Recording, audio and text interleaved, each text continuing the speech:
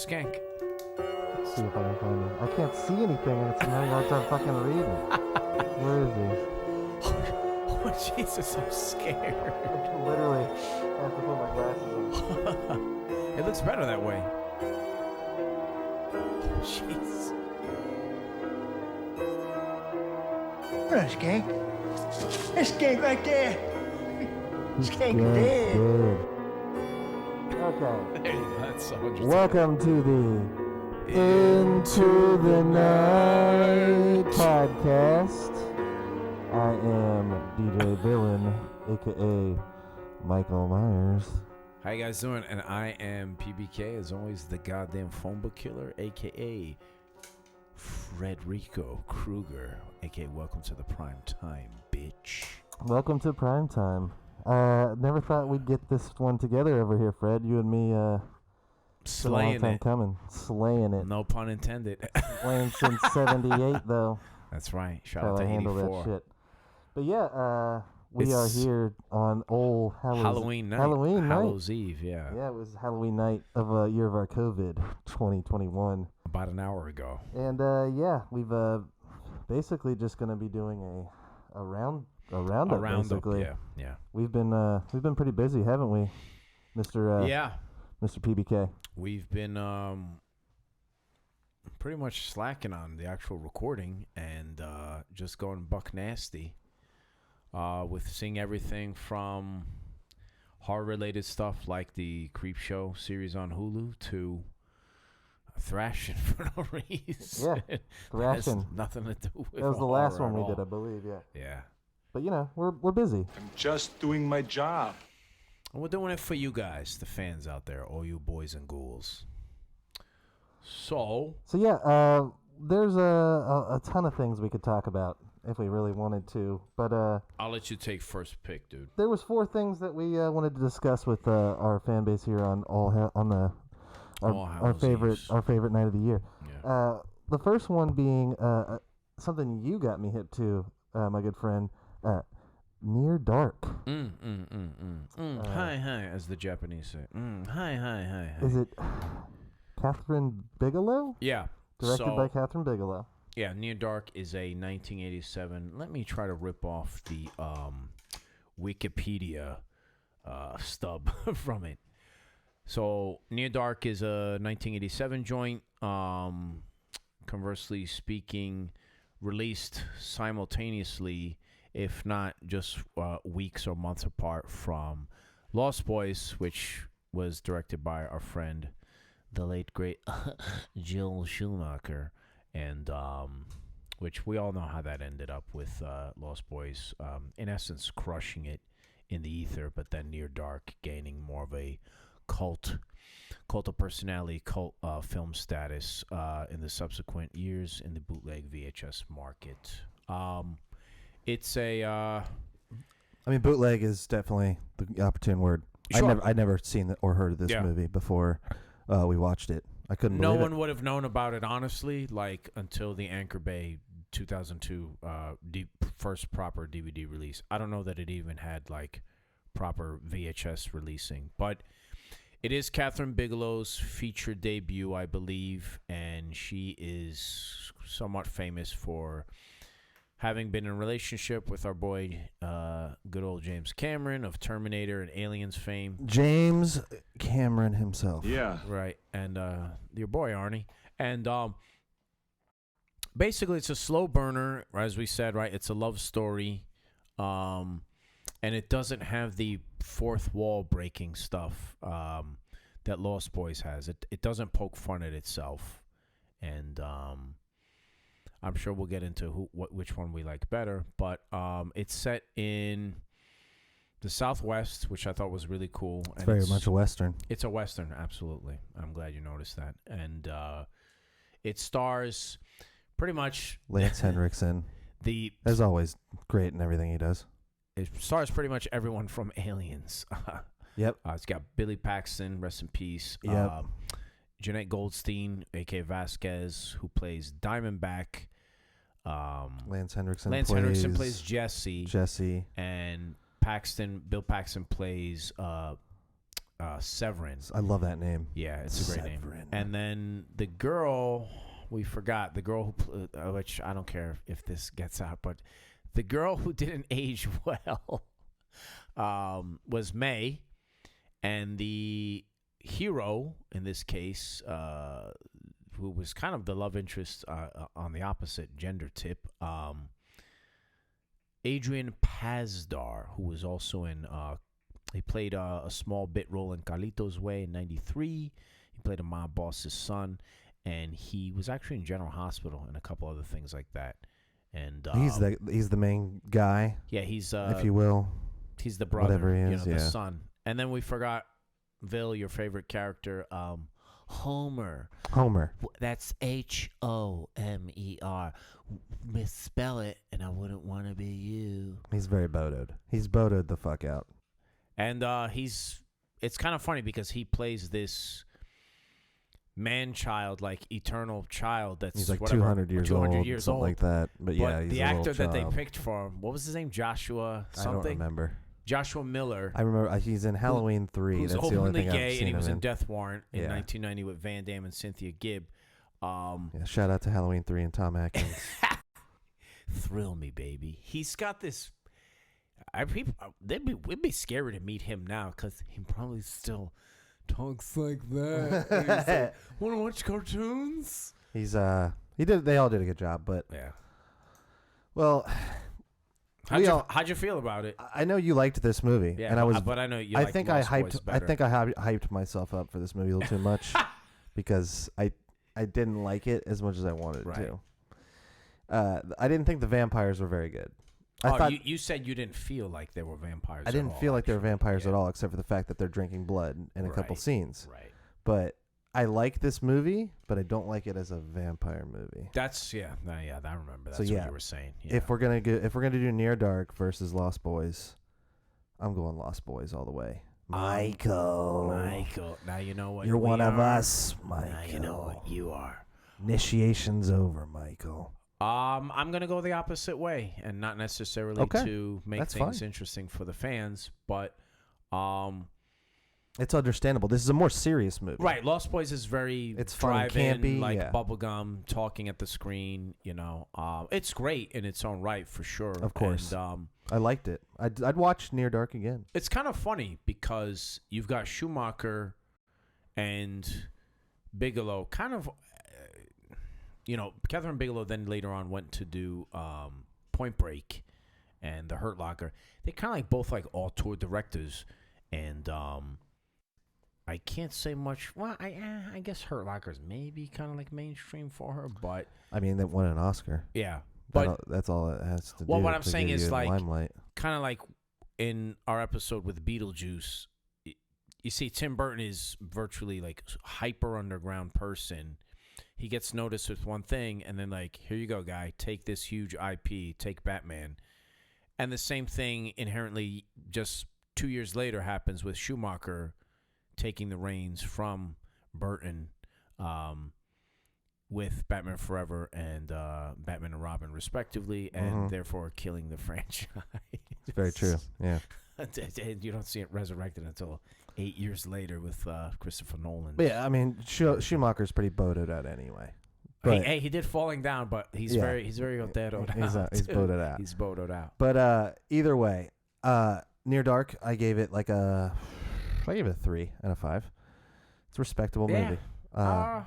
But since today is the day that it is, I would give it a underrating compared to Lost Boys as far as vampires. But still a fun movie, still good. It's got the cast of aliens in it.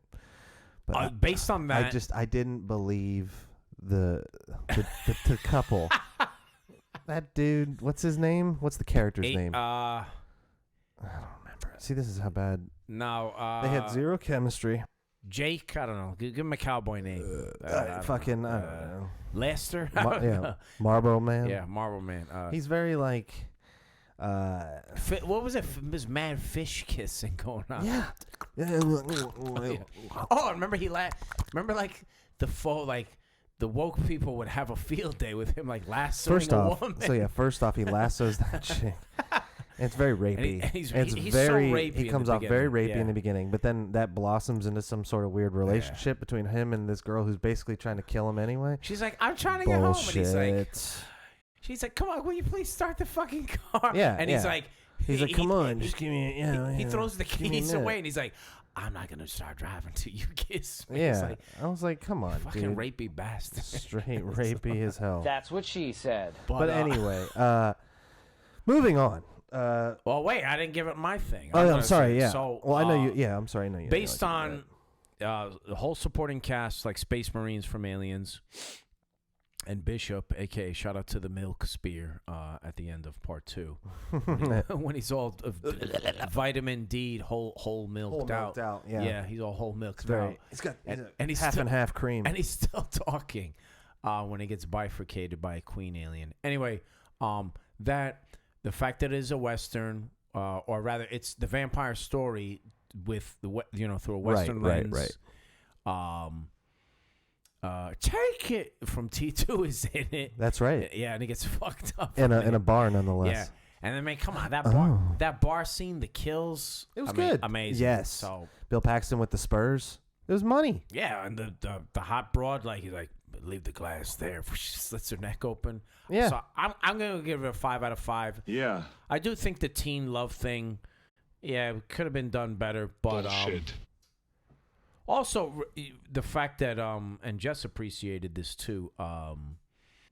The cure for vampirism, we'd never seen that before. A blood transfusion. Yeah, I thought that was pretty. Yeah, it's kind of cool. They tried it in Dracula 92, but it was like to no avail, which was cool. And the dad is not Dollman. The dad is in these other shitty movies called Trancers. He plays the character Jack Death. Exactly. I don't know. Some space. He's played some space bounty hunter. But anyway, 5 out of 5 for that one. Yeah. Moving along. Respectable. Yeah. So anyway, moving on. We're gonna talk about. 5 out of 5. We're gonna switch gears here a little bit. Creepshow. Not the movies that we all know and love. Holla. Yeah. Creepshow 1 and 2. Shout out to Stephen King and George Romero. King. Rest George in Romero. peace. It's a great. Those are both great movies. You should totally watch them. We've been watching the Creepshow television series on Shudder, which is a great streaming service. Go ahead and pick it up. But Shout out to Shudder. We haven't got through the first season yet, but we wanted to talk about Sponsor the show, Shudder. At least one in particular. The very first episode, Gray Matter, Which is a two-parter. Yeah, and it is Stephen King story. You said right from like early 70s? I did some good Wikipedia here. So Gray Matter is a 1973 short story by Esteban, aka Stephen King. Stephen King that was then later on included in the 1978 compendium Night Shift. And as we were setting up production here, I did want to make note that Skeleton Crew is another collection that I have that has Graveyard Shift that was adapted into a 1990 feature film, and it stars Chuck Wick, aka Brad Dourif, as the janitor. Anyway, it's got this Cthulhu angle. And spoilers, for the fans out there. So please fast forward if you don't want to have this ruined. Basically, Vil, from what I remember, stormy night, very like The Fog, right? And it's like kind of funny that Adrian Barbeau's in it. 45, 50-minute episode, so it goes pretty fast. But we're in like a seaside town. Even less, I want to say. They're like 22 a piece. I think it was a little, maybe. Yeah. But you got Adrian Barbeau. Maine, like Portland, Maine, seaside town, straight out of The Fog. You got that guy from, isn't it Breaking Bad? I think, I can't remember. Well, Jigsaw's in it, Tobin Bell, and Giancarlo Esposito, who you'll remember from... He's in I don't know if he's a horror guy. He was in an episode of New York Undercover. He was in a movie called Fresh in 1994. Was he in Do the Right Thing? He was the glasses guy. The same guy. Okay, this guy from with the Africa. The guy from Breaking Bad. Yeah, he's in season 2 of Breaking Bad. Right, sorry, yeah. I didn't do much. I didn't do much research on Gray Matter as you did. Yeah, but it's a really cool story. Basically, a kid. His father is he's grief stricken. Because the wife dies. The wife dies, and you're not really sure if he's beating the son, but he's clearly, oh shit! I didn't even think of that. Clearly, there's something going Word wrong. up, yeah. Something going wrong, and this big storm hits. Everybody's supposed to evacuate the town, which is a great setting for a horror story. Yeah, there's a lot of like the separation of you from society, and you're cut off. You can't get, even if you wanted help. Well, what it's I'm not saying, gonna come. Yeah, there's like a good what would you call it? Like a trope or a tome to this type of like fireside chats where they're like, police have been exhausted. He's like, the police are advising like evacuate now. Yeah, you hear that emergency broadcast signal. So the emergency very broadcast, creepy. is playing around the whole time, and we are taken into this diner or a convenience store with Adrian Barbeau, Giancarlo Esposito, and Bill Jigsaw. Tobin. Jigsaw as the chief of police, and this kid in a raincoat I've never seen before. His name is Timmy something, and he's basically describing that Grenadine. his father needs help. His father, Richie Grenadine. He can't get out of wherever he's at. And how that happens is basically he's grief stricken. And it all revolves around this bullshit ass beer. Yeah, he's drinking. He's alcoholic, but he's drinking some beer with. What was it? Harper's. I don't know. Choice or but something. They never go into the nefarious reasons behind this alcohol that is basically infecting him. Well, but then it's mold. It's moldy. It's moldy, and it's got mutagen. I don't understand the connection of gray matter. No. The title to what's happening here, because gray matter is like a term for like brain. Yeah. It's very loosey goosey.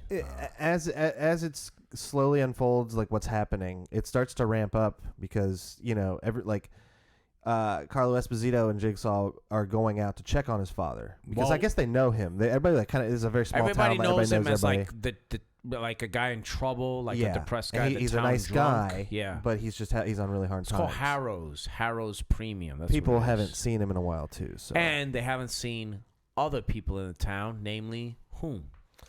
The children. There's two twins that go missing. Yeah, and maybe somebody else they talk about as well. And a lot of missing animals. And this starts to get pretty wait. Here after this, which is great. Morbid. So what happens, PBK? Federico, tell me what happens when Carlito and Jigsaw show up at the dad's house. Well, so the story is like intercut with like, okay, my dad's weird, and my dad kept getting weirder and weirder and weirder as he's talking to Barbeau. Yeah, my dad's getting more and more 43'd out. Yeah. And as they're walking to Richie Grenadine's house to not only deliver the case of beer, but to actually just fucking check up on him, he's saying that, his dad's become more and more reclusive. And there's nothing I can do for him. He's putting a blanket on himself. First, he was drinking just to, like, wash away the long day's work. Then he's drinking during the day. He's watching soap operas. There's a connection with wanting to be in the dark when he asks him, when he demands, go on and close them shades. Close them shades, boy.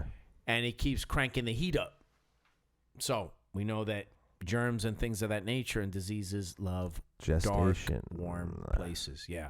So in one really cool scene as far as like the makeup, and shout out to Greg Nicotero, the makeup effects artist. Of Walking Dead fame, among other things. Yeah, he comes in, Evil Dead 2 and Creepshow 2. He comes in, and his dad is just a slimy fucking thing under a blanket. He's very Cthulhu'd out. Yeah, Cthulhu'd out. Very bowed out. And he says, he's like, Dad. See my power! He says, Dad, you need help. You're sick. You go to the hospital. And he's like, he's already like hungry. And he's like, I'll just see what you look like in this. Yeah. And he's very bowed out. Right. It's great, though. The effects were awesome. The effects were great. And that was one of the, even first. The very low budget kind of TV show. The brevity of the episode, it does really ensnare you and really trap you into what's going on. Anyway, so these guys go in. The whole, like the typical trope, the house is fucking empty. House is stuck. The doors are locked. They're moving further into the house. And And I, like the typical Puerto Rican that I am, I'm like, get out that house, motherfucker. And they're just like, Richie, you in there? I was like, I know you, Richie, you're under arrest. Like, shut up and escape. Right? You fucking morons. No, let's just go further into the heart of Let's darkness just go here. further, right? So it's like, it's getting hotter. Jigsaw is telling Giancarlo, he's like, all while the storm's getting raging. yeah, and he's hardcore. like, it's 100 degrees here.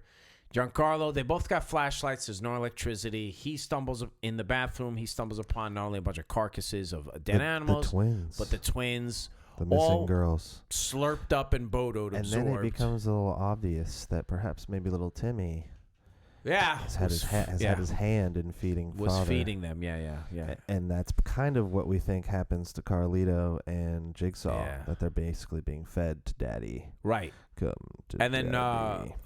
hey, Kirsty. And then, like, I mean, this is like an anthology series TV show, so it pretty much just kind of ends there with. The dad kills both of them, I'm assuming. And I can't remember if AJ and Barboobs the or dad not. absorbs Jigsaw. Right, yeah. And what maybe you don't remember is you see that he starts multiplying. Right, and yeah. And I don't know that was in the original short story, but they show kind of like Barboobs in the beginning calculating something because she's the general store owner. It skips ahead to like... Right. This is going to infect the world. And then she's like, yeah, in 6 days, it will have multiplied to like 7 billion blobo monsters. And Giancarlo gets it the way we got it at Dent, with the tentacle through the roof. Yeah. And shout she out asks to him. Dent Haunted House. Yeah, shout out. We'll talk about that in the future. She says, well, why'd you do it, Timmy? He's like, he my daddy. I love him. I love my daddy. And they end it just like that. Very creepy. So, total doomsday, like no resolution. It was great. No, yeah, total doomsday prophecy thing. I give it a. Yeah, I go what to do you give 5 it, out of Kruger? 5. Yeah. I'll give it a 4 out of 5. Mainly because it was a little. I don't know how to put it. It was a little slow in the beginning, I guess, but it kept me interested because I knew it was going to go someplace. Creepshow's always good, though. I mean, I'm a total mark for the Cthulhu stuff, and the guy had the total. He had the. He had the squid face going on. The second part of this episode. Ugh. What was it? The head of the haunted house. I don't know, dude. House of the Head. House of That's the what it Head. was instead of, yeah. Okay, so basically. Let me hook you up here. Why you? What was the girl's name from part 4? Why you little meatball? Yeah. Bring me more. Take it away. So basically, this was terrible. I hated this. And if the creators are listening, 1 out of 5 on this please episode. Contact us. Make us understand. This episode so sucked hard. so hard. Thanks, that JCVD. I wanted to fucking take a dump as soon as I watched it.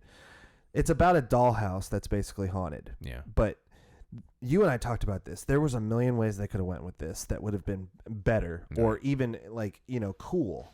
But no, they went the route that was like the worst route to go. So basically this girl has a dollhouse, and inside the dollhouse, the figurines, the dolls, the toys people. that represent real people. But somewhere on Earth, I guess, are being slowly haunted by this like this decapitated head. like zombie head that's floating around. She's not playing with the toys. Nobody in the house is playing with toys, but they're moving on their own. And she's witnessing all this shit going on. And she's witnessing this head basically slowly kill this family of toys, and which represent real people. Yeah, I maybe we don't know. And we're like, is this trying to go like Carmen Sandiego, like Kid Sleuth? There's no solution. There's no solution. There's no resolve. The kid does not investigate. Perhaps like we were talking about, like maybe the neighbors down the street, like one of them is disappeared. What I would have thought. Yeah. Or some kid at school is having trouble at home because his family's having issues. Yeah. None of that is brought forth into this story. So all I feel like I'm watching is some sadistic kid playing with their toys. No, just but watch. That's not not even playing, what it just is either. watching it. Just watching people get murdered. She tries to intervene. I have it written here in my notes. She tries to intervene by buying a police figurine. A police officer figurine. And she buy like some sort of religious figurine as well. A Native American. Yeah, that's which I thought that was. I thought that was going to tie into actually Woodenhead. And it's a nod to Creepshow 2. Yeah. But they both end up getting murked. Like this instantly. head is unkillable. And what does she do? And no, the head doesn't like come alive. Like if the head had like come alive into her house and she saw it like downstairs in the basement. Well, it did. That would have been awesome. That's probably But how it bad didn't. it. She just got rid of the dollhouse. That's probably how bad it was because it did. Because if you remember, I don't remember that happening. she says enough, no more killing. She takes the mini doll head, throws it under her bed, and then like minutes later, or I think she goes to sleep, only to find it and it's grown to like full human head size, and she says, "No more, I'm done." And then we cut to a Her yard throwing sale, the yard sale away. and her parents saying, "She's all grown." I can't up believe now." I don't remember that. Yeah, But at this point, I was so done because there was and a kid got killed in it. this was like a Goosebumps story Yeah. or like something for children. Don't say scary stories. I think Not scary this stories was tall dark. Goosebump This quality. was almost less than Goosebump Goosebumps, yeah. quality. It was so bad. And you just like it could have gone like the Unbreakable, M. Night Shyamalan route where Bruce Willis saves the girl. Like Yeah. it could have been like she goes and actually says enough is enough. Let me intervene and find this real family that's getting killed, decapitated no less, one by one. But she defers the problem to some black lady at the end of it. Is like Doesn't have even fun tell with them. it. Doesn't even tell them. Nope. This is you might not want Yeah. this. Nothing. It was sucks so hard. So hard. I'm sorry if the creator, the writers listening, please contact. I'm sorry, us guys. Please hit me up at chunkylover51@AOL.com. I'm gonna give it honestly. You know what? When you have kids like I do, and you just see like kids getting killed, I was like this. You get a 0. I just felt very uncomfortable like watching this kid watch people die. Not even people though. Well, we don't even know. We But don't even know. Yeah. I think you and I were making that up in hopes that that's what they were going with, but it didn't even resolve that to say like, even at the end, like on the radio. Well, but it has to be. A group of families been missing in the local area. They didn't. Their bodies okay, were found in right. nothing. So they didn't do that. However, I guess you have to infer that these things are lifelike because the head, once taken out, so physically within the any and all of those things taken physically out of the confines of the house, I know. grow to life But size. then we're at Indian in the cupboard territory, and Shout that's out even further down Shout out. the family friendly rabbit hole for me. Smoking Dust with Lightfoot was that actor's Yeah. name. Yeah. Yeah. Yeah. So 0 out of 0 for that. Thanks, one. Arnie. Okay, so moving on. You want to do the other ones? We're gonna- the wolf one. The wolf one's good. Wolfenstein's Revenge. It was called. Yeah, basically. Nah, I made that up. Well, I mean, we'll talk about it real briefly, but That was a shout sick out to one, the yeah. episode where a bunch of soldiers trapped in Germany. American soldiers during World War II in Nazi Germany. And there's like a French lady who's a werewolf. Shout out to American Werewolf in Paris. Trapped. It's trapped in like a cottage. chained or herself something. up in a police station. That's where they were at, a police station. Yeah, I and think it's this place very like used to be a Siege, police where store, they're so- like. very Assault on Precinct 13. Thank you. Yeah, they're all surrounded in the. Shout out to Jeffrey Combs playing the Nazi. Did a great Der job. Führer. Yeah. But yeah, they all basically Nice decided to shot. let this lady bite them so that they can go out and fuck these Nazis up. Yeah. And shout out to the throwback. You've got 3 werewolves. Yes. One of which is very much American Werewolf Werewolf in London. John Landis. Shout out. One is very much was Eddie it Howling? Quist, the Howling. The Howling. Which one of the guys is Sergeant Quist. Is yeah, the last name. Quist is his last name. Yeah, and then that's the other Robert one Picardo. is very Wolfman. And it's very cool to see the very these, Lon Chaney. yeah, these the- different these yeah. 3 different generations of werewolves all come alive and fight together to kill the Nazis. There's really not much more to it than that. It was just a lot. It was just really cool and fun. Well, why does the You got the one guy who leaves and betrays his buddies, Right. and they go and they kill him.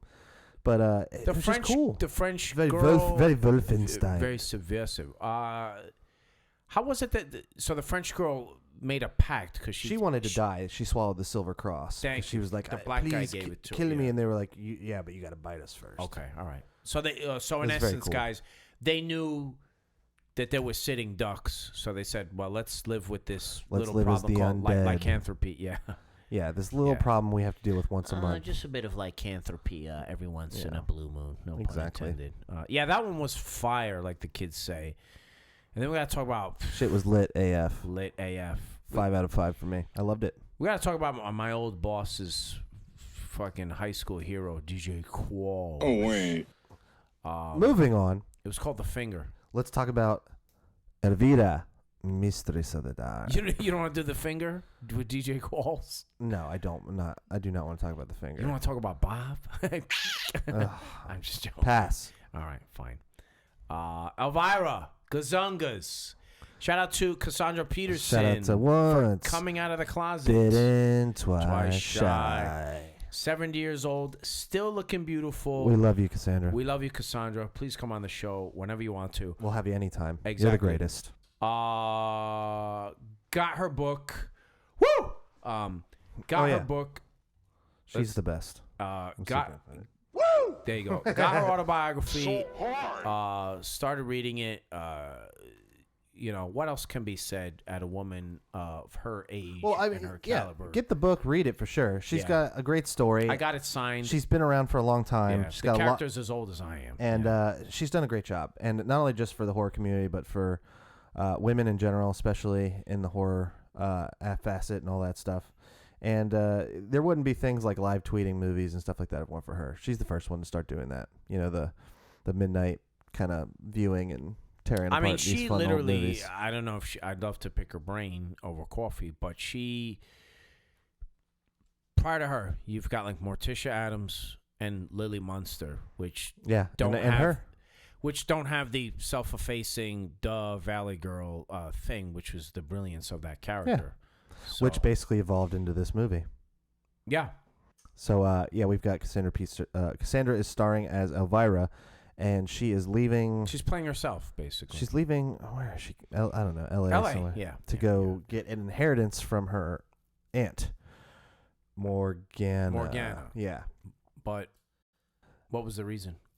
Her aunt passed away, and she needs money. 50K for her Vegas showgirls routine, which we'll get to here in a minute. Milking time. But basically, she leaves L.A., which is a very sleazy, gross town, to go to wherever she is in Massachusetts, Falwell, which is a very sleazy, nasty town as well. Remember this guy? He was like a Captain Spaulding Jr. He was like a chop top. That's right. Of Bob Nice Mosley. tits. No. The hitchhiker. In the Oh, little vignette. yeah, with that ugly wig. He's Yeah, like- it's very Charles Manson. Yeah, Yeah. yeah. He ends up shirtless. And She's eating the hot dog and the mustard. hot dog falls in her boobs. That's great. Yeah. So Falwell, Massachusetts. Falwell, Massachusetts, I gotta say, is very much like Maitland, Yes, right? Beetlejuice, and they both came out the same year. Yeah. It's very Maitland out. but we've got the dude from Ghostbusters 2. We've got the lady, the administrator from Ferris Bueller's Day Off. Who's Ghostbusters 2 guy? Oh, the sleazy lawyer. Yeah, sleazy lawyer. I only know him from No He's Holds the Barred sleazy. He's the sleazy real estate and Running in Man. this. Yeah, he's a sleazy real estate. You should know Ghostbusters 2. I know Vigo guy, and that's it. Jesus Christ. Bullshit. Who does Anyway. who does he play? We've got.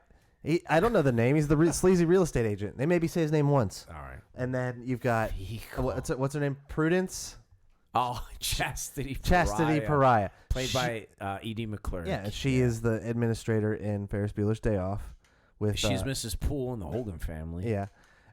You've got that one lady, the motel operator, her and Leslie. She's in a lot. She's of in a stuff. lot of things. Yeah, She kind of reminded me of my grandma. She looks like somebody like everybody had a grandma that looked like that or What something. she say? She was like, "We know you heavy metal, you pinko heavy You metal, pinko commie heavy metal types. Yeah. It's like, what does that mean? Leslie. Pinko commie heavy metal types. You could have worn out a mechanical bull. Yeah. Oh, and let's not forget Elvira's rival for Her the love uncle. interest, Bob. Oh, Bob. Oh, yeah. What was her name?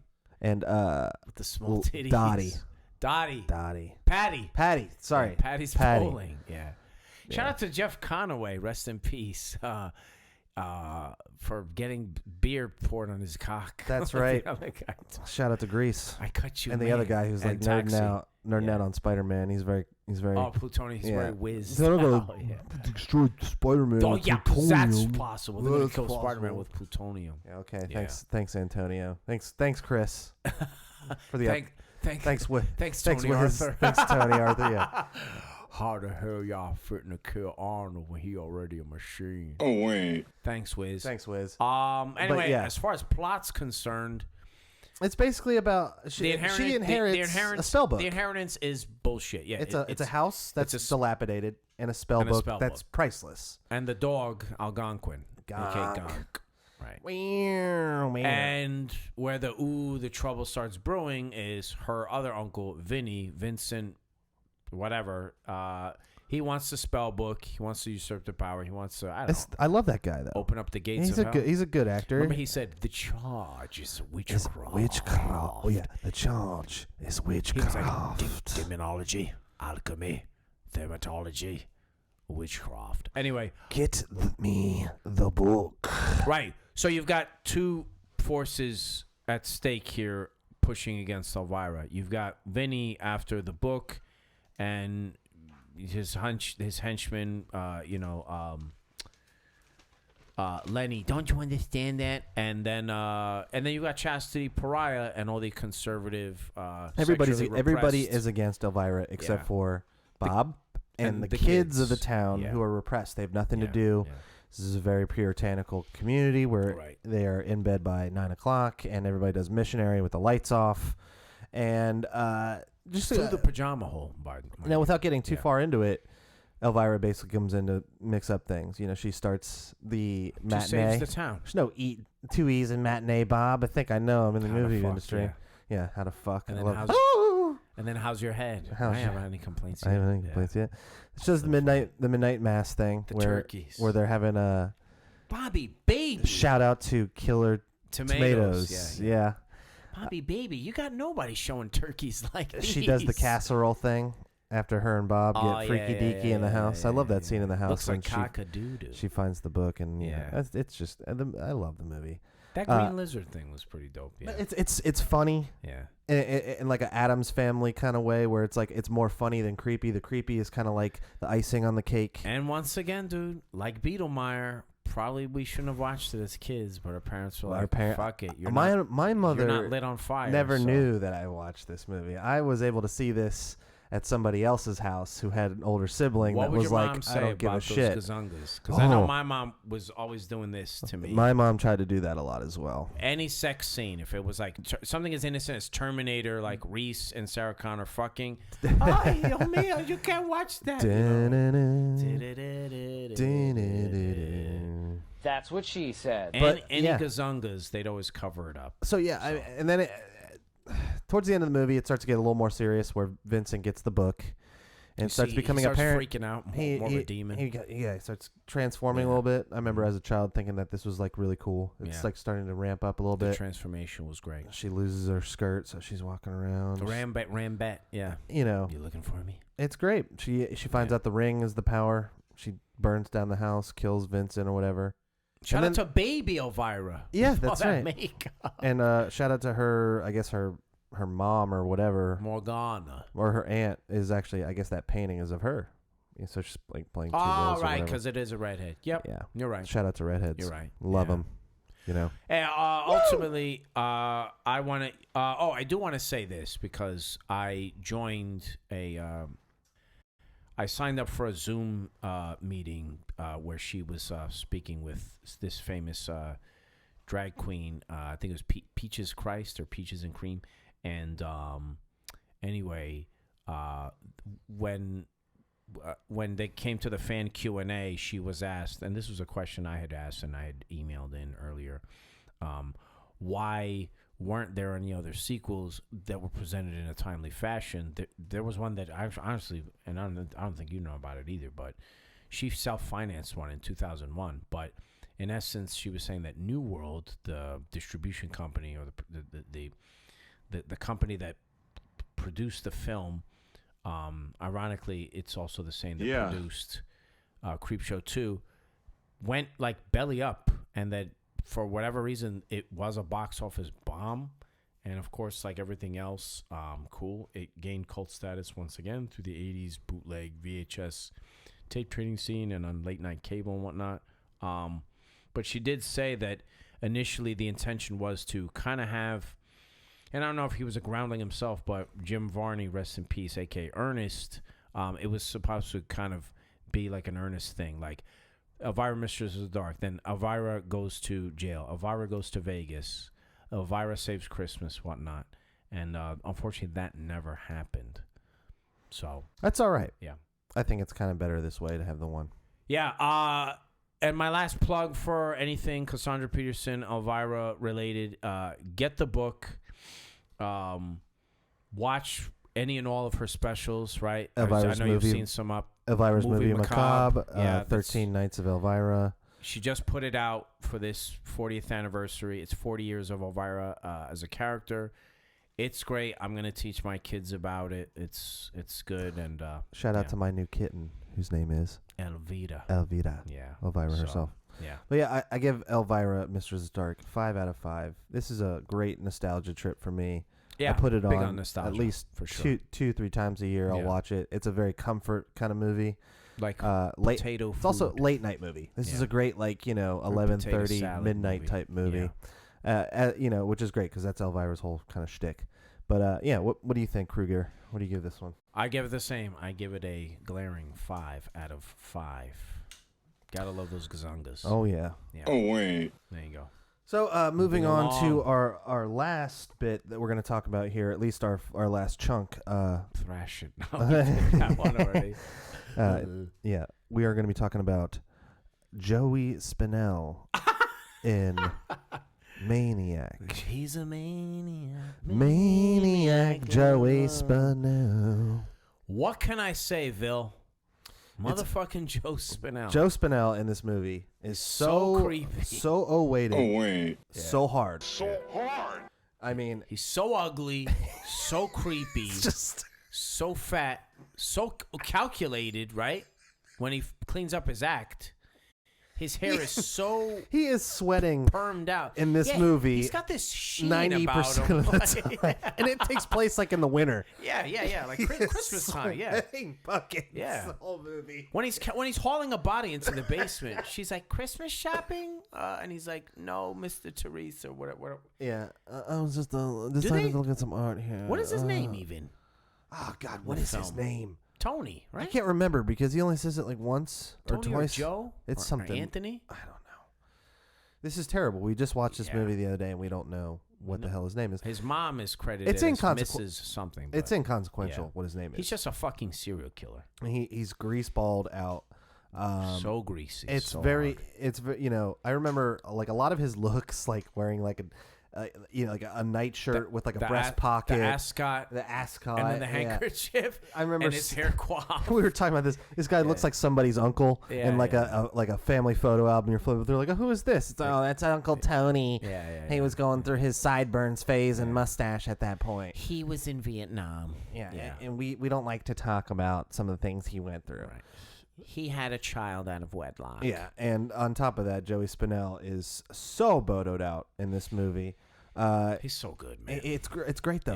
Yeah. He's creepy as all hell. Set me up here, Freddie. What's basically the gist of this movie before? For those, like I said, for those who don't know, I am from New York, New Jersey area originally. So 80. Is this 81 or 80? I think it's 80. I think it's 80. It's 80. And 3 years prior is when they caught the actual fucking Son of Sam. Yeah, Son of Sam. David Berkowitz. There's definitely a Son of Sam influence all over. I this. think it totally is that 100%. And I forgot who the director is, but it's got a very giallo, like a Umberto Bava feel to it, Lucio Fulci, and Dario Argento. Yeah. The music, a lot of the K-Row syrup, the corn splatters. So basically, we're talking New York. It is filmed in New York for real. I believe the house. I'm sure. Is it Queens? Maybe he lives in. Well, I'm sure a buddy of mine, Jimmy Ferrari, who shout out to his show, the Brooklyn Blast Furnace. He would probably be the one to research. Yeah, it looks like it could be either Queens or Brooklyn. I don't know where the original apartment was filmed, but he lives in a basement apartment. This is a guy whom we are seeing things from his point of view. He's basically going out as a John, right? Picking up tricks in slags in what doesn't exist. Pelt. He's bagging pelt literally in obviously in a Times Square that doesn't exist at all. It's Necropolis, New York. It's Necropolis, the New late York. 70s, early 80s. It's pre Rudy Giuliani, New York. Anyway, and he's killing prostitutes. He's following women. In one particular, he follows like a co-ed nursing student, and moves on to models. And all the while, he's fucking talking to himself.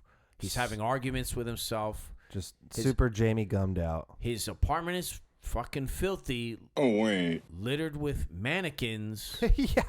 And little by little, the real stuff that he takes from these women, like i.e. their scalps, I was about to say, their breasts or whatever, then it goes very Ed Gein style. He scalps these women, and that's like the trinket he brings home, puts them on the mannequins, and like sleeps with clothes. them. I don't know if he's fucking them. I don't know what he's doing. He's definitely sleeping next to them. Yeah, well, there's that one scene, remember, he kills the girl, and then he's like rocking with her after he kills her. Oh, yeah. Super weird, super bodoed out. Well, shout out to Tom Savini getting his head blown off in the car. Yeah. When he finds that girl and he takes her as well. By the Verrazano Bridge. That was another super rapey thing. It was like, are you kidding me? I want to go home. Yeah. There's nobody there. What are you talking about? I'll let you take over on the interesting part. Who is it that he's talking to, villain? So he's in the park. He's in Central Park one day, and some lady is taking pictures. Well, but whom throughout the film is he talking to? Oh, he's talking to his mother. Yeah. He's talking to Mother Dearest. Right. This is a very Mommy Alfred Dearest. Hitchcock, Norman Bates, Mommy Dearest. Sleepaway Camp, Psycho, it's My always Bloody Valentine. Jason. It always starts with mom, right? The parents are always to blame. Yeah, that's right. So in this one, I guess mom's either was a prostitute or do they mention something about her? Well, there's the he says something like they would do it for money. The men, he's like, there's so many men. Yeah. So I think his mother was a prostitute, and he grew up in a whorehouse and a brothel. So yeah, he's got a resentment against women because of his mother. Yeah. But he's in the park and some lady's taking pictures, and this is what I thought was really interesting, because this could have just been a movie about some psycho walking around New York chopping people's heads off, and it would have been very grindhouse, late night feature that didn't go anywhere. But the cool thing about this is when he starts actually getting in with an in crowd. He's like, straight befriending cats, just befriending these artsy people who I assume are and putting on a good fucking act, working out of Manhattan. And like NYU students. Yeah, and some of them are alum. They're very attractive, and there's like maybe he goes to the photo shoot. There's like some yes dude there sitting there just like talking it up, and he fits right in. It's creepy how well he can talk to those people, because I think he's convinced that he's an artist. Him going out and chopping bodies, he's like, oh, that's art. I mean, yeah. Well, like, yeah. With I the can talk about angle, it with the best of them. My favorite was when he goes to like the docks. He goes to like somewhere in Carajo, like at the end of like FDR Drive, and from some payphone in industrial area, and he's like, I was like, you want to have dinner tonight? He's like, I'll pick you up in 10 minutes. I'm actually right by your house. I'll be there in 10 minutes. And she's like, whoa, dude. Like, he's like, I know this real nice place called the Clam House. It's it's a casino. Yeah, They've got all kinds of things. Yeah. And she's just like, instead of being like, whoa, dude, like, you're going to have to give me a couple hours. That's cool. She falls in love with him after like 2 dates. Yeah, it makes no sense. Have his baby, his Joe Spinell baby. And then he takes her to the graveyard because he wants to give a wreath to his mother's grave. And then that's his ruse to kill her. This is where we find out she's basically the final girl. Yeah. And he attacks her in the graveyard, and she gets away when there's like a very Friday the 13th mom jumps out of the grave kind of Carrie thing, the hand out of the grave. Yeah, and he's crying. It's clear it's not really happening. Yeah. And he goes back home, and the jig's kind of up at this point. This girl's gonna run and call the cops. Yeah. So he's at home basically freaking out, rocking in the corner, and then all the mannequins come alive. Come to life, yeah. And they basically rip him apart. Take it's revenge awesome. on him. Yeah. Yeah, and they just rip him apart, which isn't real. But then... Well, we come to a dissolve where then we see the cops... Cops show up. Raiding his place. And he's sitting there dead on the bed with everything surrounded on him, right? Well, he's bloody. All the evidence. In essence, what it is wound. I think he stabbed himself. He's got a knife wound that In Probably reality, it's self-inflicted, but in his mind, all these mannequins All and these his mannequins victims did have it. come back to life and killed him. It was great. And then, in the most nonsensical thing of all, as Jess pointed out, these cops with these tiny ass snub-nosed 38s and these bad just leave- sideburns, they come to this like filthy cesspool. They see this fat dead Italian guy, and they're like, Don't you hate Mondays? yeah, they're like, all right, let the cleanup crew take care of it. They fucking dip out and leave. Joe Spinell's there, and then they zoom into his grill, and his eyes open. His eyes open, and that's yeah. how it ends. He's very. And I do want to say, rest in peace, Joe Spinell. He shortly died after this. Unfortunate. He did Nighthawks with Sylvester Stallone and Rutger Hauer. He played a police chief, and he had the best line ever. What bastard! And then he died during the filming, much like our boy Brandon Lee and his father Bruce, during the filming of Maniac 2, Mr. Robbie. Oh, I didn't know they were going to do a sequel. There is a trailer you could probably catch on YouTube or elsewhere, and I think the angle's cool because it canonically it doesn't recognize the first one, and then Joe is playing more of an anti-hero. So, in one instance, he's an actor. He plays a clown on television, the same way like a Fred Rogers or something on a kids show, and he's reading one piece of fan mail from a boy that says, "My dad hits me," and he's like, "Mr. Robbie, I love you. I wish you could get rid of my daddy for me." And actually, Joe Spinell does actually end up going to the father's place of work. He's a chef somewhere at a restaurant, and ends up fucking boiling his face off, a la Sleepaway Camp, the pervo guy. So, yeah, shout out to Mr. Robbie. Shout out to Maniac. No shout out to David Berkowitz, but shout out to New York in the 70s and 80s. And shout out to Maniac. I told you not to go out tonight. Yeah. I'm going to give it, because it's a hometown movie. It is from a time, a bygone era. And I do love that psychological ending, so I'm gonna give it a 5 out of 5. Is he dead for real, or did he just, or is he mentally brain dead? Who knows? So I'm going to give it a 4 out of 5. why is that? I've seen this movie quite a few times before. And the first time I saw it, I didn't like it as much, and it's growing on me. The rating just is going up. I think I'm only going to give it a 4 out of 5 just because it doesn't feel like the movie itself is good enough to be a 5 out of 5. But I saw the remake with Elijah Wood. Oh yeah, I did too. Takes place in L.A. Yeah. I liked it a lot. I think it was just a little bit better for me than this one. The ending was similar. Very similar. Yeah, mainly very cool. because this movie is great. I love the practical effects and all the blood and gore. Still the same thing, right? Models, right? But a little antiquated as far as some of just the things that are going on. You know, like it seems a little unrealistic for some guy to turn off the turnpike to just start making out with some girl.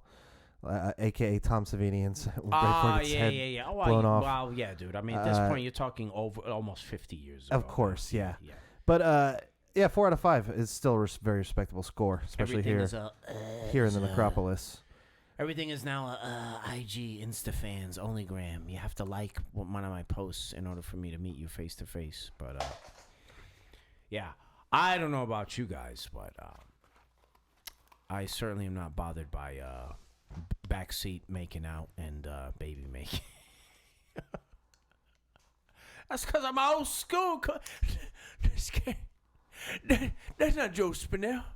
Joe Spinell dead. Joe Spinell dead. Yeah. Wait some more, and now this dude's gonna kill my ass next. Okay, so that's pretty much it for Our Halloween episode. Yeah. I do want to do a quick rundown of some of the movies we've been watching. There's a lot of them. Make sure they could make it out with your mumble voice. I don't want to hear it, Fred. Do it. Anyway, so